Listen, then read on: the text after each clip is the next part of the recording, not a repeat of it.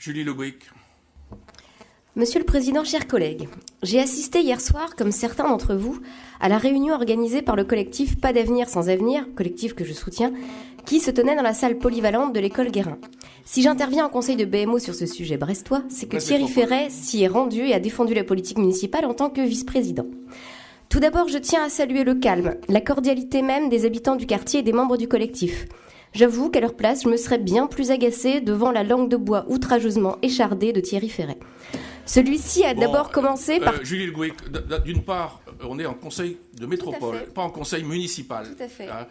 Il est intervenu en tant que vice-président en se réclamant de la métropole. J'estime donc que c'est un sujet qui vient de rentrer dans le champ de la métropole. C'est Thierry Ferret qui a fait le choix de placer ce sujet dans notre conseil aujourd'hui. Celui-ci a d'abord commencé par tenter de diviser le public, stigmatisant certains membres soi-disant violents du collectif. Malheureusement pour lui, les habitants solidaires ne se sont pas laissés prendre en jeu et ont gardé leur unité souriante. La réunion s'est achevée sur la confirmation du refus de la salle de l'avenir. Les habitants sont désappointés mais pas découragés. Je voudrais revenir plus précisément sur des propos qui m'ont mise mal à l'aise. Bon, on peut même dire que ces propos m'ont carrément énervée.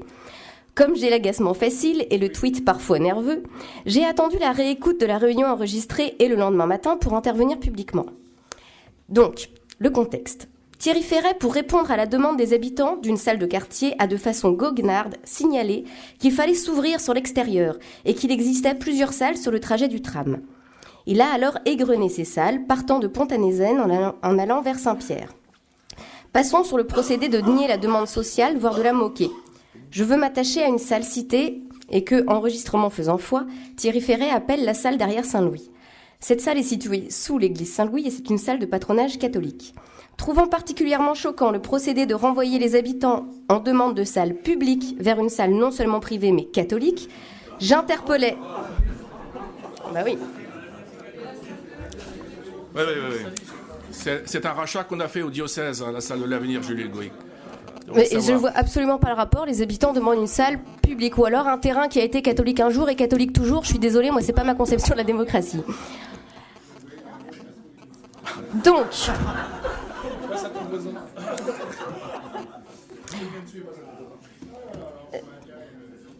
J'interpellais donc l'élu ce matin sur les réseaux que tout le monde appelle sociaux. Vous pas reconnaîtrez... Moi. Excusez-moi, mais pas moi. Je sais bien.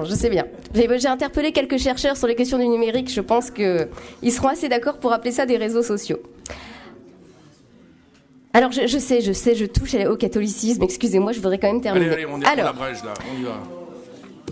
Ignorant. Alors, j'interpellais donc l'élu ce matin sur les réseaux que tout le monde appelle sociaux. Vous reconnaîtrez ma façon de tenir des propos mesurés et tout en nuances, pour vous citer tout à l'heure. Donc, mon tweet était le suivant. Honteux, les habitants demandent une salle municipale et Thierry Ferret les renvoie vers l'église Saint-Louis.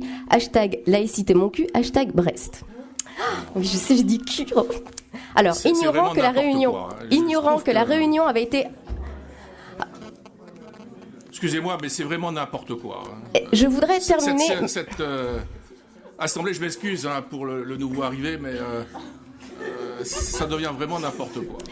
Ignorant alors que la réunion avait été intégralement enregistrée, votre vice-président, monsieur le président, est alors intervenu pour me traiter publiquement de menteuse. Ce n'est qu'en apprenant l'existence de ce contrôle audio qu'il a reconnu avoir cité la salle paroissiale de l'église Saint-Louis. Jouant sur les mots, Thierry Ferret a renouvelé à plusieurs reprises ses accusations de mensonge.